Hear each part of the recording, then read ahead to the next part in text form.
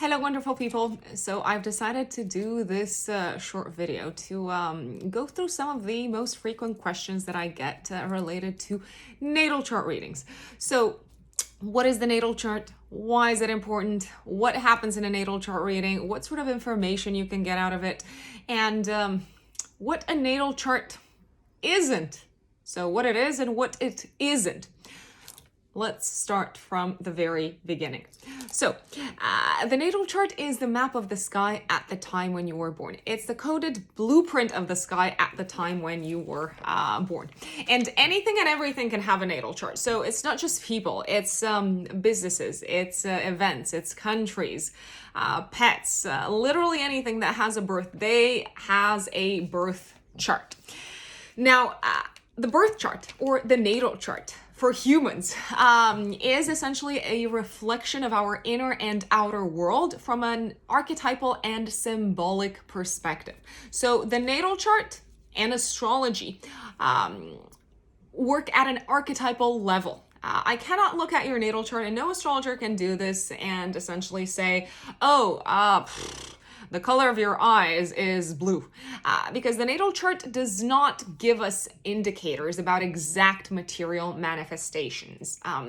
However, from an internal perspective, the natal chart reflects our basic psychological making, our subconscious needs, patterns that might be stemming from childhood or from previous lives, what we feel challenged by, what flows smoothly for us, talents, skills, karmic lessons, our mission and purpose,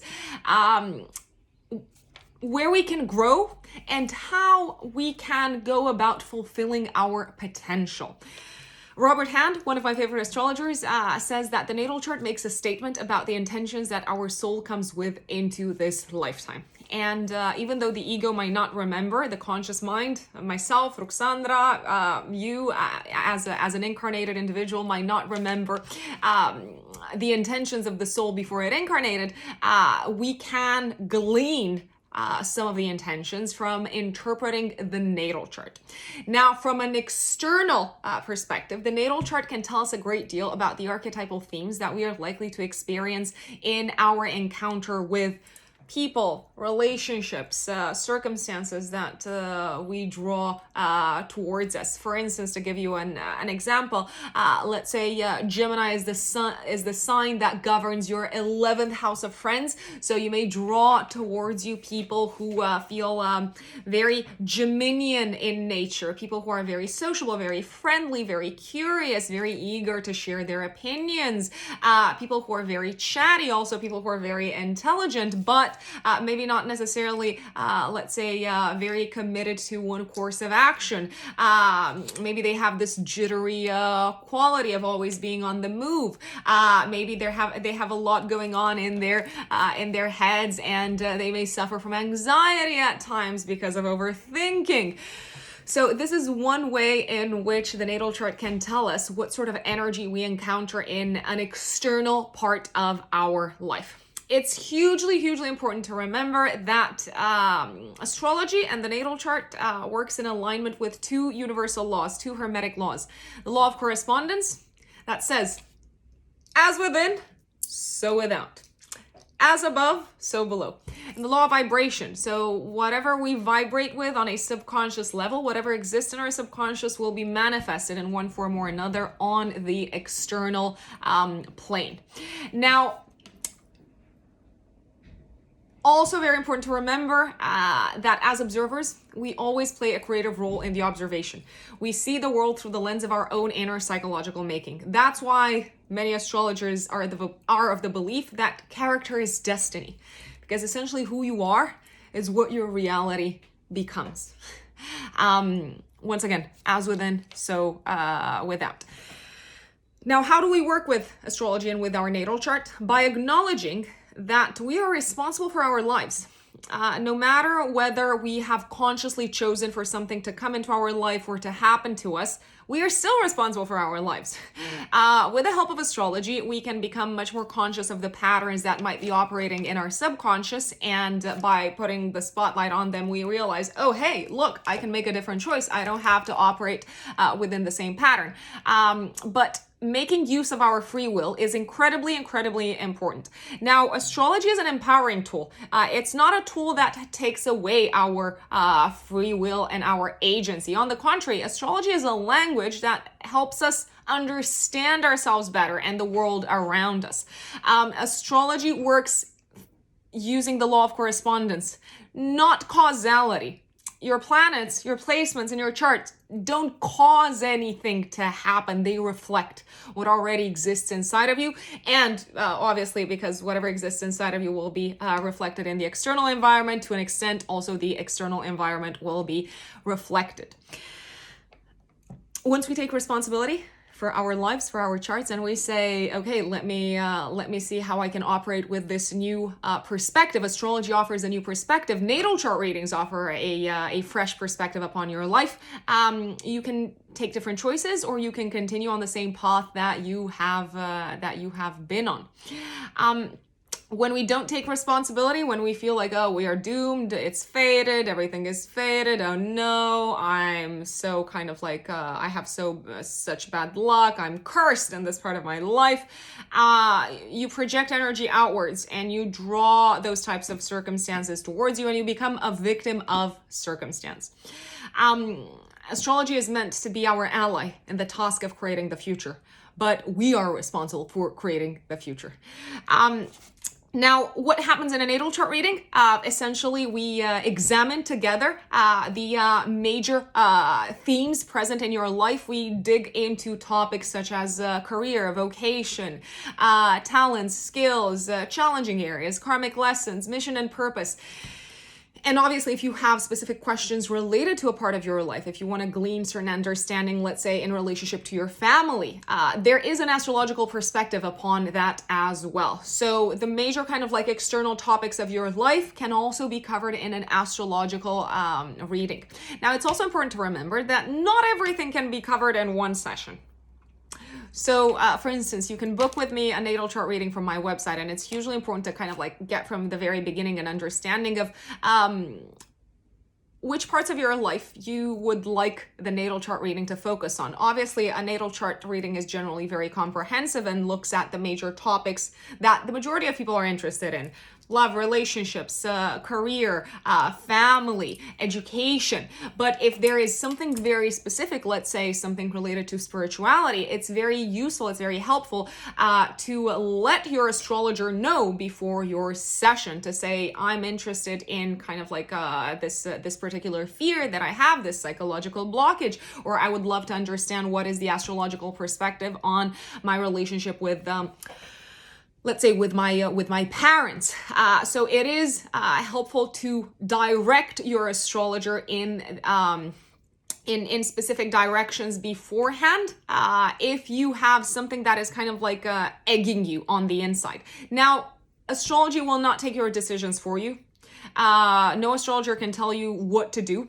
Astrology can present you the astrological insights, especially when it comes to timings and forecasting. Astrology has the ability to pinpoint major cycles in your life, because life happens in cycles. It can tell you essentially when the wind is in your sails and when you have certain opportunities or challenges making their way to you. And challenges can also be at a mental level. Because from the outside, people might be looking and they might be saying, oh, like this person has it really good in their life. Why are they struggling? And on the other hand, you might be kind of like ripping your hair out and saying, oh no, like I'm feeling stuck. I'm feeling uninspired. So challenges don't necessarily have to be external challenges. In astrology, internal events are as important as external events. So there's not always going to be this big splashy kind of like, you don't get married every day. You don't meet your partner every day. You don't change jobs every day. So a lot of the events that come up and a lot of the things that might come up in your chart will take time to unfold in your life over years, over decades, I would say. How to prepare for a natal chart reading. So let's say you've gone to my website, you've purchased the 1 hour live Zoom call, or let's say if you don't want to do a live reading, you can purchase an audio recorded reading only, a natal chart audio recorded reading. How do you prepare for it? Well, you have to know your date, time, and place of birth. big three. Dig out your birth certificate, ask your parents, ask any sort of like aunts and uncles who might have been present or in the area, in the neighborhood when you were born, and also have an idea of what are your major topics of interest. Is there anything specific that you want to get astrological insight on? If not, it can also be very enlightening to go in and say, you know what, I want to see what comes up in terms of personality, talents, skills, struggles, because when you connect with an astrologer, and when you resonate with someone who's doing this type of symbolic, spiritual, archetypal work, it's almost as if your subconscious is drawing you towards that person, because they probably have some very important information for you to kind of like glean, and your higher self is putting you, is giving you a nudge and saying, go there, ask them, connect with them. The perfect information will come at the perfect time. The perfect knowledge will come at the perfect time. So there's also something to get out of going into readings, let's say, with a blank slate and seeing what sort of like themes come up. The astrologer that you connect with, and I would say the spiritual worker that you connect with, is probably very, very important. If you resonate with their style, if you resonate with their way of explaining things, it's going to make your experience a lot more pleasant. I have gotten like feedback from people who have had astrological readings in the past, and they did not resonate with the reader, with the astrologer, mainly because the astrologer was using kind of like language maybe that was too jargony, and that wasn't explaining enough, okay, but how is this linked with my life? And also because the astrologer was using maybe terms such as benefic and malefic without explaining that this doesn't mean good or bad. In astrology, nothing is inherently good or bad. There's no such thing as the perfect chart. There's no such thing as the perfect human. There's no such thing as, if you have Mars in Cancer, you're doomed because Mars doesn't like to be in Cancer. Yeah, it doesn't like to be in Cancer, but it also means that you can use the Martian kind of like urge to defend, to protect when it comes to Cancerian topics such as home, family, roots, homeland. So it's very tricky, and I believe it's actually like wrong to present to people a natal chart reading and saying, oh, this is bad, this is detrimental, this is affecting you. Astrological consultations and readings are meant to be empowering. If you cannot take the insight and the information to make better choices in your life and to feel like you're more in control of your life, then that's a bad reading, folks. I gotta say it. I don't usually use this kind of like polarizing approach, but yeah, I strongly believe it's a bad reading. So I'm curious to hear what you think about this. Last but not least, there's also such a thing as timing. The natal chart themes that the astrologer presents to you may not have yet unfolded in your life, because not everything happens in your life at once. Things do take time. Once again, life happens in cycles, and for that it's useful to look at transits, at progressions, at perfections, at annual perfections, to see when a certain theme that is present in the natal chart, because the natal chart, we call it almost like the root prediction, the seed, and then the seed blossoms over time. So you might be thinking, oh, like the reader mentioned, I don't know, this theme with like inheritance and whatnot, and nothing like that has happened in my life. I'm like, are you dead yet? Nope, you're alive. So there's time. I hope I have answered some of your natal chart reading questions. Don't forget, you can find me on writteninthestars-astrology.com if you want to book a natal chart reading with me. You have the audio recorded only option, so where we don't chat live over a video call, and you can send me your questions beforehand, or topics of interest, or any context that you would like to share, or you can book the 1 hour live Zoom reading. It generally runs over the 1 hour, so I would recommend saving a little bit more time, where we can connect over a video call and you can ask me any questions that you might have live. Thank you.